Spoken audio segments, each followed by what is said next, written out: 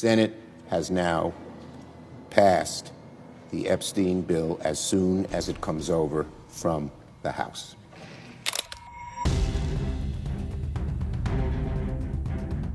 The Senate has unanimously passed the Epstein Files Transparency Act, moving the measure closer to becoming law.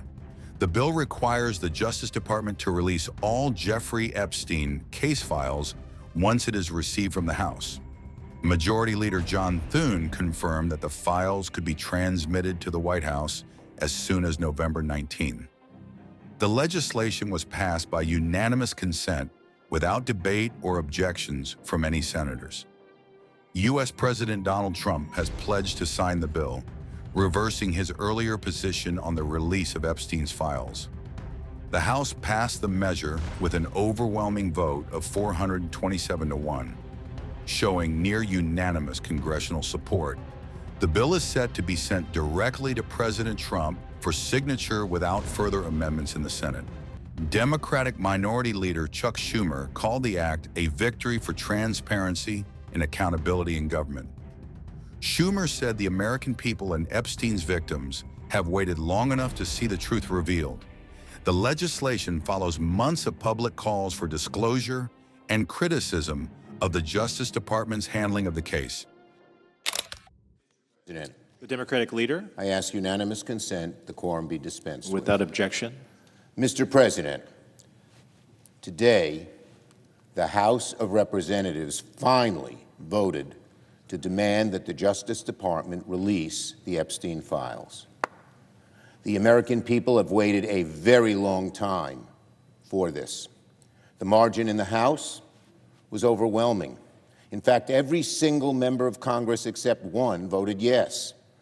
And that now brings the focus to the United States Senate. As soon as the House sends us the Epstein bill, the Senate should move without delay to pass it unamended and send it on to the President's desk to be signed into law. We should pass this bill as soon as possible, as written, and without a hint of delay. Republicans must not try to change this bill or bury it in committee or slow walk it in any way. Any amendment to this bill would force it back to the House and risk further delay. Who knows what would happen over there? The American people have waited long enough, and they cannot take the risk. We have an opportunity to get this bill done today and have it on the President's desk to be signed into law tonight. We should seize that opportunity. That is why, later today, I will ask unanimous consent for the Senate to hold a vote to pass the House Epstein bill. The Epstein victims bill and the Epstein victims groups have made it clear they do not want amendments to the bill. In fact, just this morning, Epstein survivors stood right in front of the Capitol demanding that Congress pass this version of the bill. The House has now spoken in an overwhelming fashion, and Senate Republicans must step up. Because the public is fed up with waiting around to get to the bottom of the Epstein files. Americans are fed up with Donald Trump's lies. They are fed up with the cover-ups. And they are fed up with Republican leaders who keep siding with Donald Trump instead of siding with the American people who demand transparency when it comes to Jeffrey Epstein.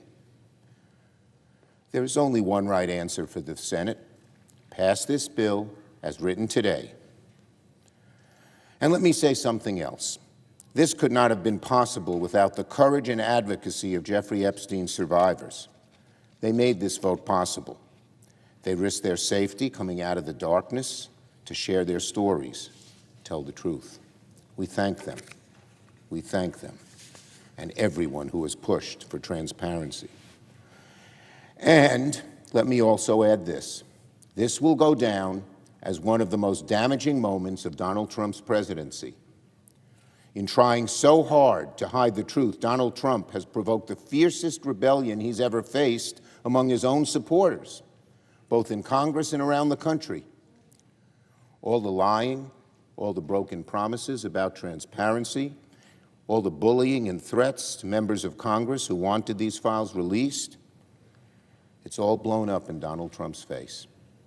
His usual methods of intimidation and dishonesty have failed spectacularly in this instance, but make no mistake, today's vote is just one step. Once the Senate sends this bill to the President's desk, Donald Trump must obey the letter of the law and ensure full transparency regarding the Epstein files. No, we'll give you some of this or not, but not that. Maybe you should see this. There's a reason you can't see that. Anything less than full transparency will be unacceptable in the eyes of the American people. If the President tries to manipulate his way into releasing just some of the Epstein files while deliberately hiding others, the public will see right through it. And their frustration, their distrust in Donald Trump will grow even worse.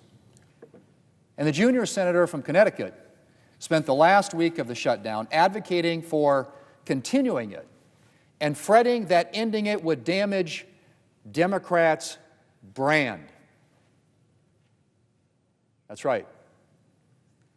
Democrats' brand. Neither senator seemed to spend a minute seriously considering the incredible damage their shutdown was doing to hardworking Americans and to our country. Indeed, as we know from their own words, a lot of Democrats saw the pain of working people as leverage for Democrats in this shutdown, a useful tool to be deployed to advance the Democrats' political goals. Mr. President, I'm grateful that we finally got 8 Democrats to join Republicans to reopen the government and to spare the American people from further pain. But the fact that in a month and a half into the shutdown, 39 Democrats still voted to keep the government closed remains deeply disturbing. Are Democrats going to continue hamstringing the necessary work of government at the behest of the far left? Are their partisan politics going to continue to obstruct the government's functioning? We have a lot of work left to do, starting with the need to fund the government for the remainder of the fiscal year beyond January 30th.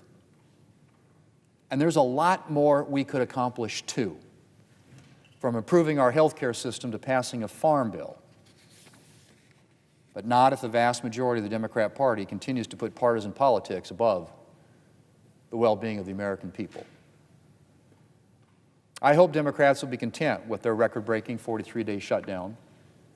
They will now be able to turn back to the business of the American people. The American people deserve better than the past month and more, I should say, of Democrat-imposed misery. Mr. President, I yield the floor.